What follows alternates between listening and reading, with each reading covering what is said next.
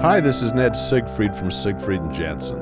As proud sponsors of BeliefCast, we hope you are inspired by Todd's weekly podcasts, which contain so many courageous stories of recovery and personal growth. Remember, it's not what happened in the past that matters, it's what happens in the future. We invite you all to work hard and be optimistic about your future. Enjoy today's podcast. Welcome back, everybody. This is Todd Sylvester with the Todd Sylvester Inspires BeliefCast. Thank you for tuning in once again. You guys are amazing. I can't believe how this has grown, and it's because of you guys and your support. So I want you to know how much I love you, and thank you for believing in me. I want to thank our sponsors, Siegfried and Jensen, Wasatch Recovery, Veracity Networks, and iHeal Institute. You guys are fantastic. And again, you guys believe in me and believe in this cause, and it's so wonderful. And it's because we've had such amazing people on the show, people who have overcome some really difficult things. And today's no different. Today we're joined by Sarah Fry, and I want to thank you, Sarah, for joining us today. Yeah, thank you. It's an honor to be here. Yeah, thanks. So there's a lot I could say about Sarah. She's an amazing person. She's got an amazing attitude. She actually has been through some very difficult things, and she actually was in a very traumatic car accident, was hit by a drunk driver, and she's lucky to be alive, but she lost both of her legs and went through tons and tons of surgery. She's paralyzed from the waist down and has just been through so much. But the thing that really stood out to me and why I wanted Sarah on the show is the way she handles this and her positivity, and we're going to talk a lot about that. But before we get to that, I want people to get to know you a little bit, Sarah. So tell us where you grew up and a little bit about your family. Yeah, so I am 18 years old, and I'm the youngest of 6 kids. And so, pretty big family. I have little nieces and nephews. Yeah. I live in Syracuse, Utah, and I've lived there my whole entire life. So we've never moved yet. Yeah. Yeah. You so, pretty tight family, would you say? Yeah, we're all super close. Yeah. There are 3 of my siblings that are married, and then one that actually gets married tomorrow. Oh, and wow. So, Congratulations. And so everyone's, everyone lives really close, and so we always get together for family dinners still, and that's awesome. really fun having, being that close to all my siblings. So How do you like being the youngest? I used to not really like it because I just felt like all of the older kids, they were just older, and I just wanted to be like them, but now I like it, especially having nieces and nephews, because I just love kids. So Right. Yeah. So, I mentioned it in the kind of the intro, how positive you are. Have you always been like that? Were you like that when you were younger? Have you always had this good attitude about life? And Yeah, I feel like I've always been a pretty positive person. I've never really liked complaining or hearing other people complaining. Right.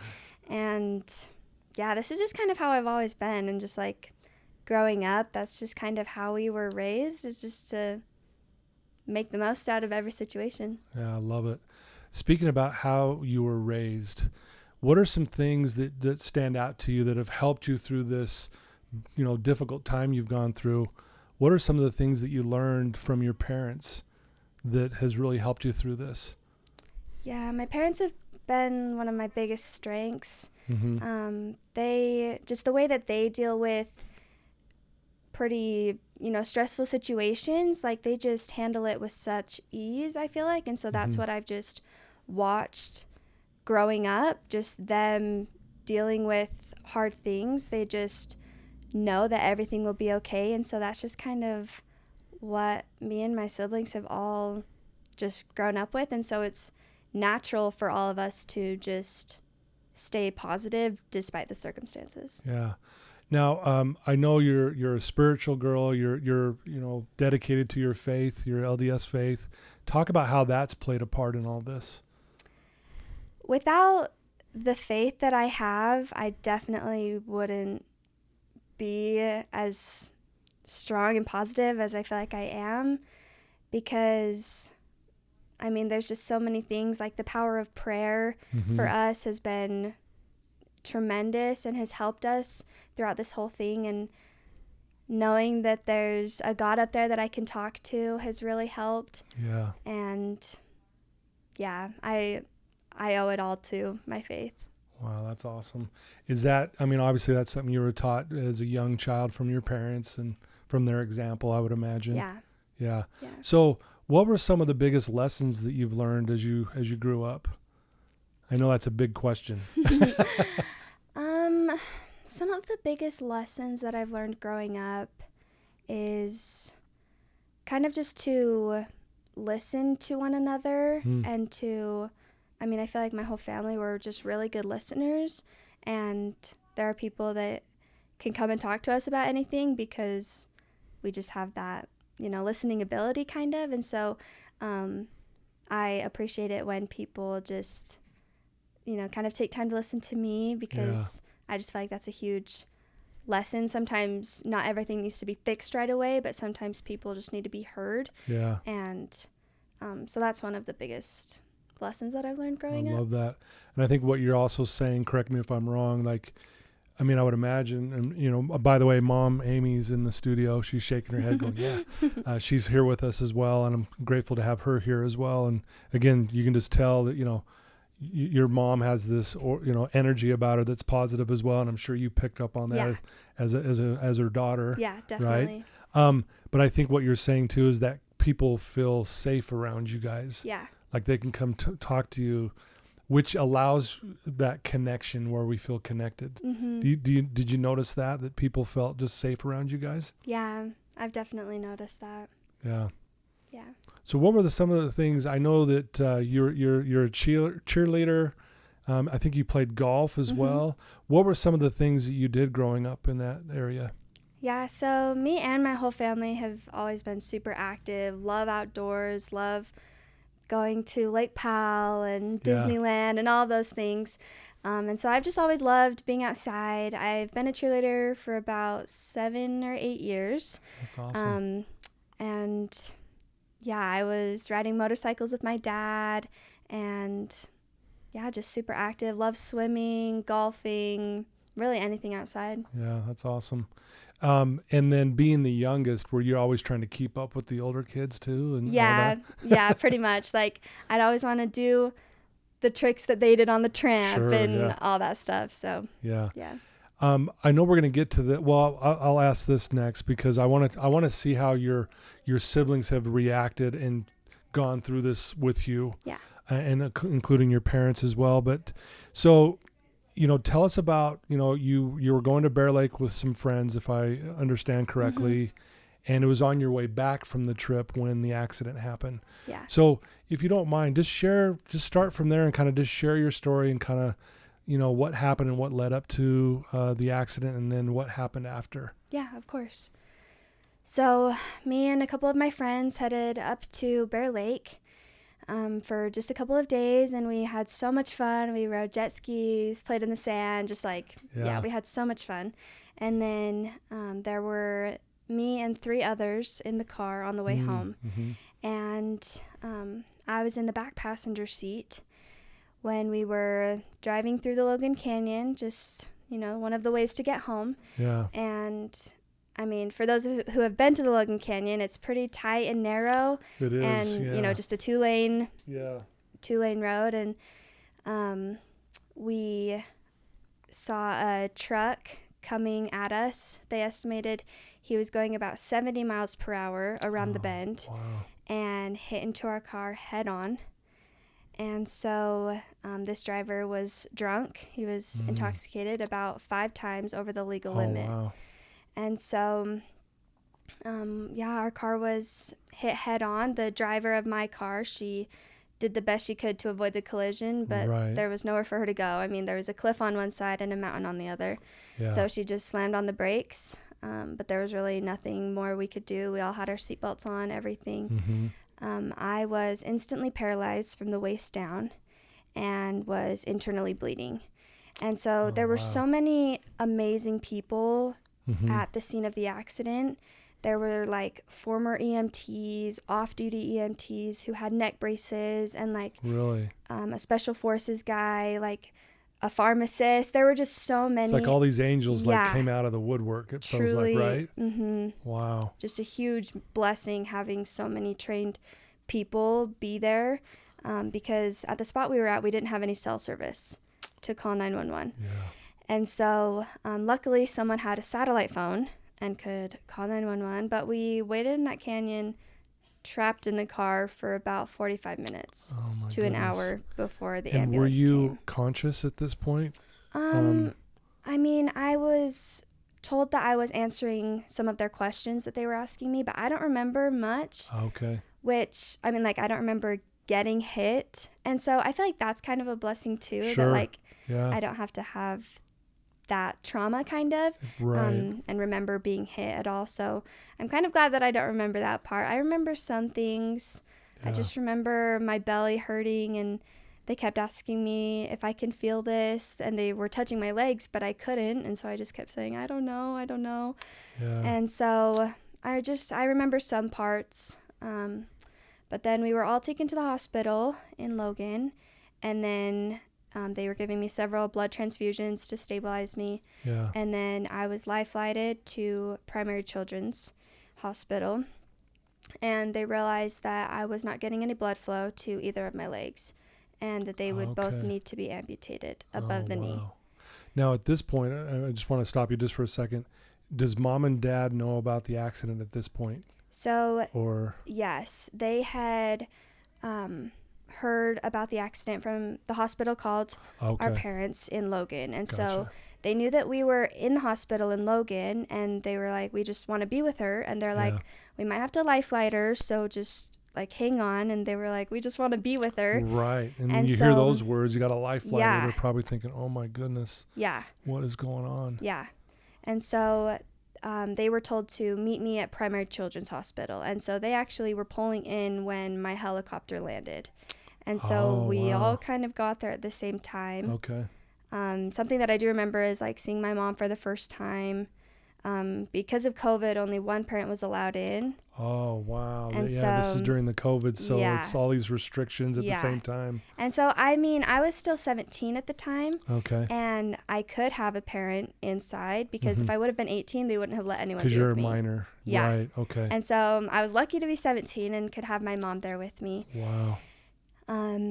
But yeah, I was wheeled to that surgery. They would need to amputate both of my legs. Did they tell you this, that we need to amputate your legs? Did they tell that to you before the surgery?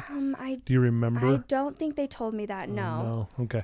I'm just, again, the reason why I ask is like, I can't imagine hearing that. Yeah. Like, hey, we're going to have to amputate your leg. I mean, I can't imagine hearing that. Or when did you know that you had lost your legs? Yeah, so I didn't know what was going on at all. And actually for the first like 2 weeks, I don't really remember much, just because I was so sedated and just constantly in and out of surgeries. Mm-hmm. And so it was at about 2 weeks that my Okay. parents had to tell me what happened.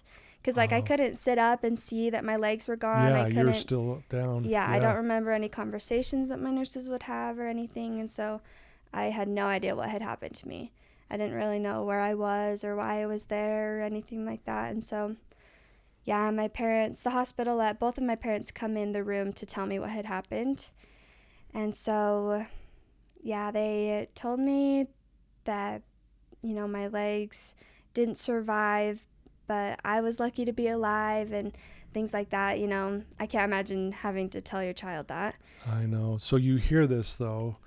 I mean, and I know I'm asking a really vulnerable question here, but how did that feel, hearing that? Like, what went through your mind? Because again, we know that you're really positive, but I'm sure you have these moments of like, oh my goodness.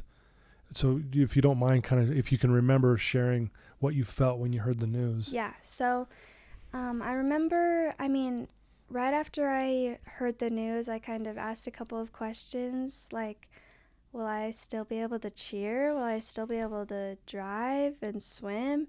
And my mom answered yes to all of the questions. Yeah, I actually have it written down in my notes. It says every question, yes. Yeah, my mom answered I yes love to that, all of though, the questions. And at first I didn't really believe her. I'm like, she's probably just saying that just to be nice. Right. Yeah, I was like, okay. Yeah, so I was just kind of confused, but I just remember feeling like I'll be okay. I just Right. remember feeling like peace. Like, this won't define me. Like, I just remember feeling that instant peace and comfort that I'll be okay. And so those were my first initial thoughts, which is, I mean, mind-blowing to me now that's what first went through my head. But I mean, that's honestly was my first reaction. That's amazing. And I think that probably plays a part in strengthening your faith in God and that there's a plan and there's a purpose. Yeah. Because I know that it wasn't me that was putting those thoughts into my head. Like, I just feel like that was just kind of like the Spirit telling me to be okay and that everything will be okay. Well, and to have peace in that moment is just, I mean, if we really look at it on its surface, it's mind blowing. Yeah. You know what I mean? Yeah. It's like totally mind blowing to me. So I love, and Mom's in the studio, like we said, but you know, for Mom and Dad to say yes to every question you had. Hey, am I going to be able to do this and this? And it's just like, yes, yes. Yeah. I mean, that's pretty amazing. And if, how did that feel, knowing that your mom and dad were being so supportive and the family in general? Just like, hey, no, you're going to be doing everything you want to go do. Yeah. It just made me so much more confident that I'll be able to do those. Like, they were never like, I don't know if you can ever drive again or anything like that. Like, just having their confidence really helped me and kind of just set the stage for like my whole recovery. Just, we all knew that I would be okay and be doing the things that I loved. Yeah. So when did you know when you had been hit by someone that was driving drunk? Is that something that was held from you for a while, or did you know? I'm just curious of how you reacted to that. Yeah. I just remember not thinking much of it. I knew that, I mean, it was almost like I can't go back and change the past. Like, what happened. And so I'm not going to waste my time focusing on the person who hit me. I'm just going to focus on recovery, because I just felt like he didn't like deserve my time. I just wanted to focus on me, focus on my recovery. And so I honestly just chose not to think about him, because then it would just, I'd probably just like spiral into this dark place, which I didn't want to do. Who are you, girl? Oh my goodness. I'm like blown away. That is incredible. Like, that is, I mean, that's such the right thing to do, but how difficult. I mean, I think people listening to this are like, how can she do this? That's what I'm thinking right now. Yeah. You're blowing my mind right now. It's so cool. Is that something that was encouraged by your family, or is that just something internally you're like, nope, I'm focusing on recovery? I mean, I just think that the fact that I never heard them really talk about him, I was like, I don't really want to talk about him either. Like, it doesn't really, I don't know, like, they would never complain about him. They wouldn't ever act super mad about him in front of me, at least. And so, I just kind of took after like my parents' examples, kind of just to, and then I remember me and my dad talked about it a little bit, just like, you have so many hours in a day, and how you choose to spend your time and how you choose to, I mean, because each thought is, you know, minutes. And so you can focus your hours in a day on bettering yourself, because that guy doesn't deserve your time and attention. So, yeah. Well, how blessed you are to have parents that teach you these powerful things. I know. That is so cool. Yeah. Wow. Well, there's a couple things I want to talk about. I know when you were in the hospital, I mean, one of the questions was, am I ever going to cheerlead again? And I know how passionate you are about that, right? Yeah. And you actually started practicing a routine in your hospital bed. Talk about that. Yeah, so it's incredible. What I was looking forward to my senior year was just kind of like just cheer, because I had already started summer practices. I'd already gotten to know my team and everything before the school year started. And so, I mean, cheer is just like my number one passion. Sure. And so I knew that, I mean, my hands, my arms, everything works just fine. And so my cheerleaders made a dance for me when I was in the hospital, and they performed it at every halftime game. And so every Friday night at the football game, they would send me a video of their routine that they did. And so I just watch it. And I've always been, one of like my specialties in cheerleading is learning routines and choreography really fast. I just pick up on things as I watch. Right. And so I just kind of watched them do it every week, and I just kind of started to learn it myself. And so then the song would come on, the song Home Sweet by Russell Dickerson, it would come on, and I would just like do the little dance. And then my mom one day just like videoed me, and then we posted on it on our social media. And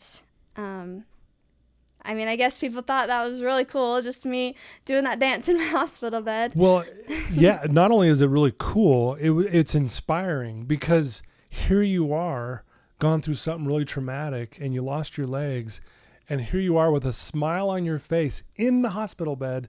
It's motivating, and what it tells me, and I'm speaking for myself, that how powerful the human spirit is if we focus on the right things. I love how you said, I'm focusing on my recovery, Todd. Yeah. I'm focusing on how do I get better? How do I make my life better?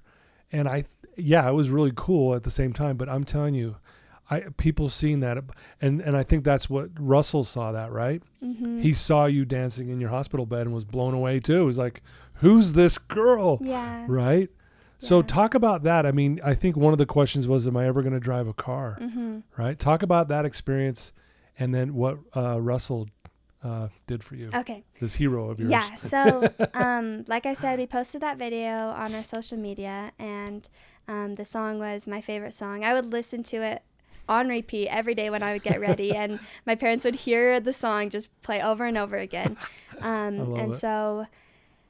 So we posted the video, and then everyone was tagging Russell Dickerson, the artist of the song. Yeah. And he saw that. He commented, and we were freaking out. I FaceTimed my whole family. I'm like, he commented on the post and all that stuff. And That's awesome.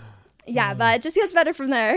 Yeah. And so once I came home from the hospital, my dad and I had spent a lot of time talking to other people, paralyzed people, how they drive cars and things like that. Right. And I guess that Russell Dickerson had heard one of the first questions I asked was, will I ever be able to drive again? Yeah. And so he actually, there was a Zoom call set up, and Russell Dickerson came on the screen, and I started freaking out, and he told me that he teamed up with Chevrolet and got me a brand new car, and that it's in my driveway. And so I was just like, I was speechless. It felt like a dream. Yeah. Like, I thought that I would wake up, and, it just was so amazing. And so it's fully outfitted for me. And so there's like a ramp that comes out, and I just go right in, and it's just, it's so amazing, the car. And so I drive everywhere now. I drive all my friends. One of the things that we would do is me and my friends, we'd just go on drives. And Yeah, I bet. yeah, I always loved driving. And so I'd be like, I can drive everyone, and we just blast That's music. awesome. And so, it's been just an incredible. Well, again, you're gift. blowing my mind. Like, were you nervous driving? Like, did you ever feel like, oh, I'm nervous to get back on the road in a car? Anything like that? Or I was never too nervous about that. Okay. Because like the first little bit, for the first 3 months, I was in the hospital. And so I kind of, I'm sure if I would have driven a little bit after the accident, I would have been scared. Yeah. But I had a little bit of time. Yeah. That makes sense. And then like driving home from the hospital, like I wasn't really ever scared. Probably because I don't really remember much of the accident. Yeah. But so I wasn't too nervous to drive. Yeah. But. So, how do you feel about Russell? Oh, he is my hero. He's so sweet and just so genuine, and I just love him. Well, from what when I did a bunch of homework on you, and I watched a lot of these videos and stuff, and he just, like, you're right, he just seems like this genuinely good person. Yeah. Scrape the fame away, he's just a good guy. Yeah. Right? Totally. You could just tell. Mm-hmm. And I love that you guys connected like that. That was that brought me to tears as I was watching. I was like, oh my gosh, this is unbelievable. Yeah. So what now? This is another big question, and I know there's probably a lot of ways you can answer this. But what were some of the biggest lessons you learned by being in the hospital, and obviously going through the accident? But what were some of these lessons that you've learned through this process of this tragedy that you were in? Yeah, so I had to relearn how to do pretty much everything. Mm-hmm. Like, I had to relearn how to roll on my side in my bed, sit up. Like, there were so many little things that I had to relearn how to do. Yeah, I think you did a post of a bunch of goals, Mm-hmm. and one Yeah. of them was like, roll on my side. Yeah. And right? so, Check that off, mhm. and Yeah, so I made like a little goal board in the hospital just Yeah. because I just wanted to go home so bad. And so, like, the physical therapist, he was like, once you can do these things, then you're good to go. And so I wrote them down, and I You're would like, feel I'm- so accomplished checking them off. Mhm. And so, in the little rehab center that I would, work on physical therapy and things, they kind of just, we would do fun things. And Mhm. so it made me realize, like, how much fun I can still have. Like, we would, one day for physical therapy, he had me and my mom play Wii bowling. And so, like, just, like, fun little things. And, like, we played ping pong, and Oh, it was just wow. really cool, like, seeing what I can still do. I'm like, I can do these things with my friends once I get home. And so, like, that was really Okay. cool. Yeah. That definitely helped my recovery. Just, like, doing something fun every day, just, Yeah. like, was my physical therapy, which, I don't know. That was just really cool to me. Just, like, being I able to love it. recover like that. So. I love it. So what's been the hardest thing about all this so far for you? The hardest thing, probably just getting back into learning those things. Okay. Just has been challenging. It took me several months just to learn how to get into my wheelchair by myself. yeah. I would need to get lifted in. And so just becoming independent like I want to be has been pretty challenging. But Yeah. I've been able to do that. Once I got my car and everything, then I just wanted to be so independent. Yeah. And I'm actually going to college in the fall. Congratulations. Thanks. And so I'm moving away I'm going to Utah State University. And Right so on. I'll be living away from home. And so I feel pretty confident in myself now. And so it's just cool that I've been able to be so independent, but I'd say that that's probably one of the hardest Yeah, things. that makes sense. So, but your senior year, you were able to still cheer with your cheer squad, right? Mhm. How did they receive you? How did the school receive you? How did people react to, here you are coming to school now and you're in a wheelchair, and how did people react to this? Yeah, so one of my best friends is the cheer captain on our team. Okay. And so I was telling her about when I can come home, and she's like, if you come home on that day, then the day after is the last football game. And I was like, I have to go. And so that's kind of why I made the goal board too, is just, Yeah. because I wanted to go out there. And was my favorite thing of high school, is the football games. And so Yeah, sure. I actually got to go home that day. So the next day I went out and I actually performed the dance with the cheerleaders. And so that was like the best feeling in the whole entire I world. bet. Was just being Yeah. with my family, just like being with my family, my friends again, just seeing the whole crowd. The theme was actually Sarah Strong, the theme of the football game. And so everyone I was love in like that. their white and blue, and it was just the Oh, best man. feeling ever. And then after I performed, I cheered on the sidelines. And so that was just really cool. I was just thinking, like, I don't want to let this stop me from doing what I love. And so even for like the basketball games, I still cheered, and I was just a part of the team as I always was. Wow, So, that is so neat. And yeah. then, and that continued. You got to cheer at the basketball games and Yeah. other events as well throughout the year. And Yeah. that is so cool. Well, congrats on going to Utah State. That's going to be fun. Thank And you. I think you want to be a teacher. Is that correct? Yeah, for You still want- elementary. For elementary. Yep, Oh boy, you'll be elementary school. amazing. These kids will be so lucky to have you. Oh, thank you. Honestly, how did your siblings handle this? I mean, you're the youngest, right? Mhm. And So how did they handle this, seeing their, youngest sibling go through something so difficult? How did they go through this? Yeah, it was kind of cool seeing. I mean, it was sad that I wasn't able to see my siblings when I was in the hospital. Mm-hmm. Like, I watch movies of people who go in the hospital and their whole family surprises them, and I'm like, I never got that. But Yeah. it was kind of cool seeing my family like come together. Like, they would FaceTime me. I mean, since I have so many siblings, at least one of them would FaceTime me every single day, which I was super lucky. Yeah, and so, that's cool. They would all just like be at home together, sitting together, just wanting to talk to me, and they'd have family dinners still together. And so like, it was cool that it didn't like tear us apart. It like definitely brought us all together. Brought you closer. Yeah. I mean, you're already a close family, but Right. it brought closer. Right. Yeah. And so I loved feeling their love and seeing their support for me, and they just wanted me to,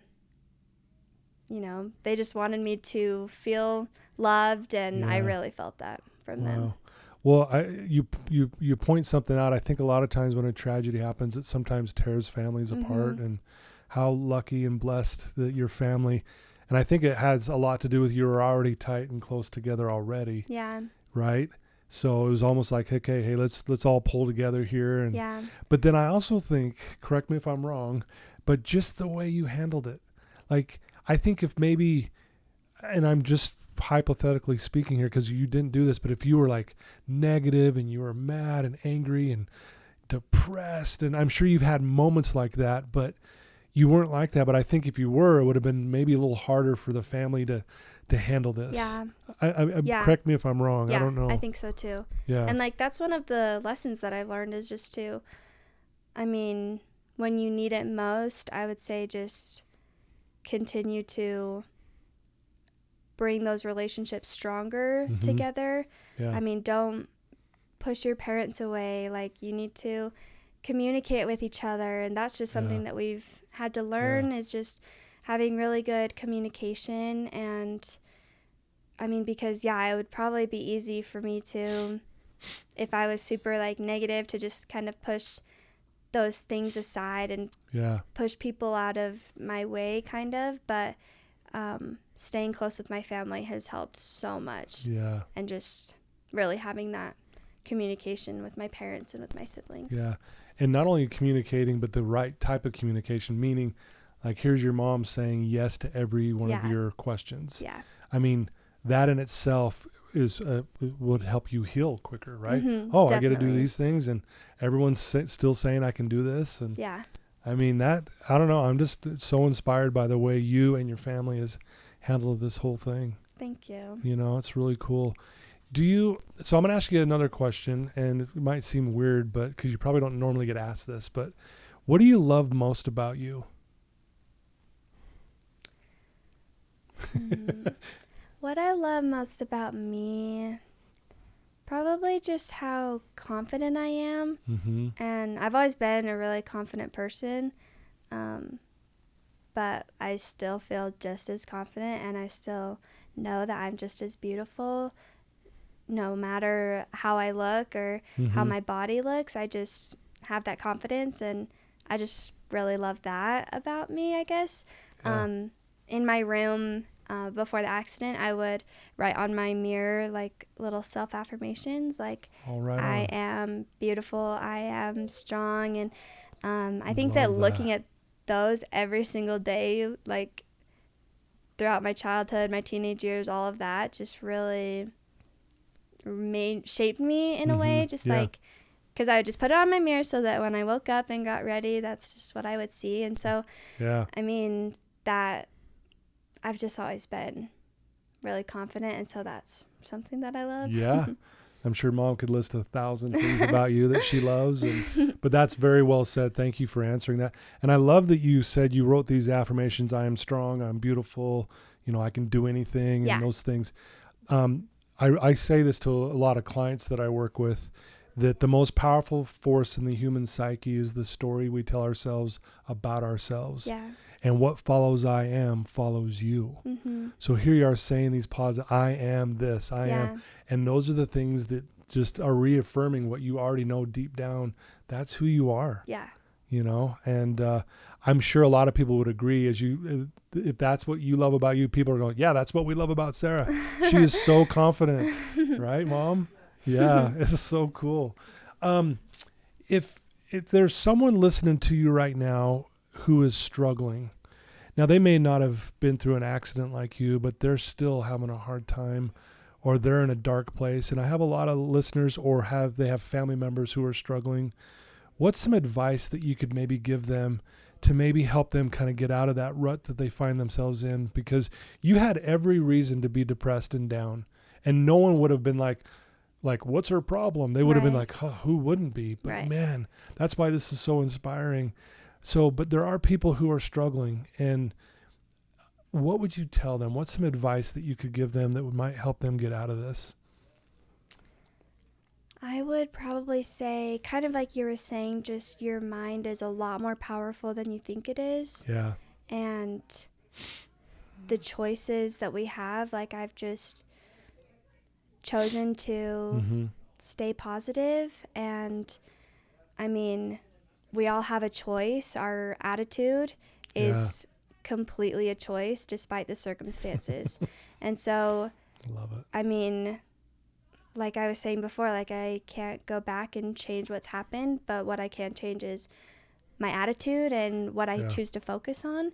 And so, I mean, just like despite the circumstances, I think that everyone should just make the most of it if they can, and just choose to find things to be grateful for each day.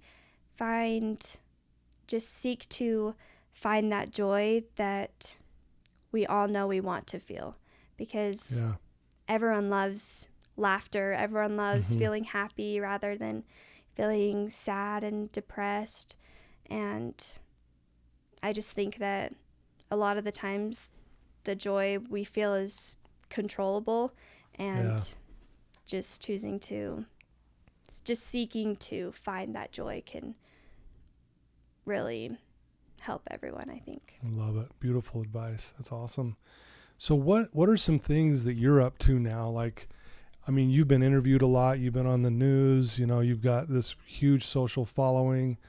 You've got a lot going on, you know. What are some of the things that you want to maybe do because of what's happened to maybe give back or help? Or have you had those kind of thoughts and you got some ideas around that?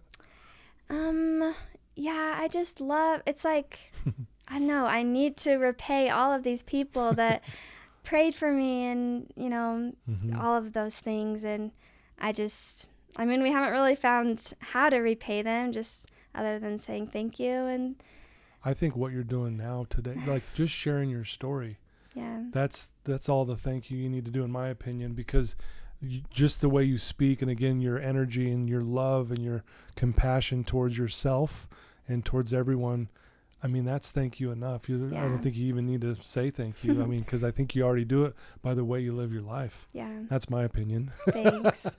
Yeah. But I get what you're saying. It makes me feel really good that what I've gone through can potentially help someone else. That just makes me feel really good. So, you know, I had an opportunity. I heard this guy speak once, but he was speaking before I got up. And he said, if you don't own your story, it owns you. And that's what I love about you, is that you've been so open about this. Like you remember I asked you at the very beginning, is there anything I shouldn't ask? You're like, I'm an open book. I'm ready to go. Yeah. And I love that, because you've just owned this whole thing. Yeah. And therefore it doesn't own you, or it doesn't keep you down.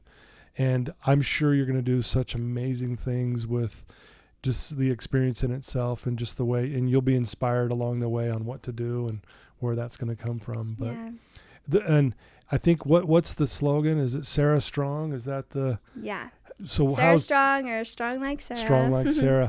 What does that look like, and how has that been? Just kind of having that kind of slogan and that statement about you. I mean, that all started just like, you know, in the hospital.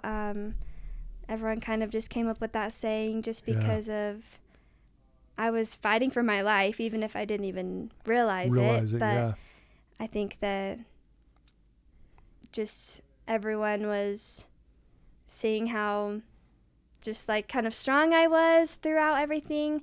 That's just kind of how that slogan took off, and it makes me feel really just special, like seeing people wear the shirts and other things like that, and just, I mean, seeing the whole community rally around each other just for me, especially like at such a hard time, like 2020, such a hard year and everything, like for sure there was a lot of support and the community came together, which was just amazing that it was all for me. So yeah, it's amazing how much beauty can come from a tragedy, right? It's just, it always blows my mind. And I've had such amazing people on this podcast who have gone through so much stuff, and you're right there. I just look at you and go, wow. It makes me want to be a better person, a better father, a better, thank you. A better husband, a better coworker, you name it. And you really do inspire me. And even though you don't know me very well, but from a distance, I really admire just the way you live your life, and getting to meet Mom today as well. I can see why that you guys are just so powerful and positive. Yeah, thank you. I it's really cool. appreciate that. You bet. If someone wants to reach out to you who's listening to this and they want to get to know you better, or if they want to ask you a question, is there a way that they could reach out to you?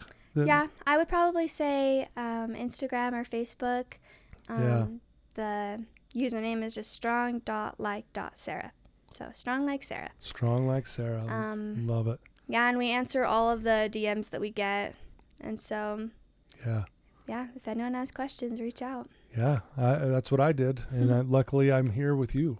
I mean, I can't believe this. I'm seriously, like, I'm pinching myself. This is the coolest thing. Thank you. And again, I really do admire you. I hope you know that. And I know the listeners are truly going to appreciate this. So many people who maybe don't know of your story, and I know a lot of people do, but I know there's also a lot that may not.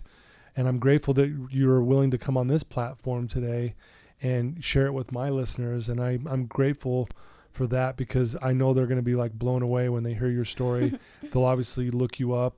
I mean, you're on YouTube, Instagram, Facebook, and you've been on the news, and news articles have been written about you. I mean, there's just so much. And I just think it's so cool, the influence you're having on so many. Thank you. And I think that'll only get more. And that's why you'll be such an amazing teacher. Thank you. Yeah. So Utah State in the fall, like it's in August, right? Next month. Yep. Next month. Wow. That is so cool. Good for you. Thank you. I'm really just impressed. So, well, I want to thank you, Sarah, and Mom, Amy. Thanks for being here with us as well. Yeah. Thank you so much for asking me. Seriously, it's a privilege being here. Oh, that means a lot. Thank you. Yeah, you're great, and I just want you to know that I'm going to share this with as many people as I possibly can. Thank you. Because I know that there's a lot of people right now that need to hear your story, because they'll be inspired to either communicate to someone that I need some help and kind of break out of the rut they might be in, and they can look at you and go, wow, if she can be so positive going through this, I could probably shift my attitude a little bit. Like you said, we can choose to maybe think of it a little differently. So it was such good advice. Thank you. All right. Any parting words before we go? Any last things you'd like to say to our listeners? I don't think so. Just stay strong. You've got this. Love it. Love it. Sarah Strong right there. Strong like Sarah. Thank you for joining us. Thank you so much for having me. Sarah Fry, everybody. Please look her up. Check her out on social media. Reach out to her if you have any questions. Again, I'm just blown away, and I'm just so grateful that I get to sit across from her and see her face to face. I just feel so blessed about that. Thanks to our sponsors. You guys are amazing. And all you listeners, thank you so much. Please share this. Share this with all the kids in your family. They need to hear this story. And whatever they may be going through, this is going to help them. So I love you guys, and until next time. Thanks again, Sarah. Thank you.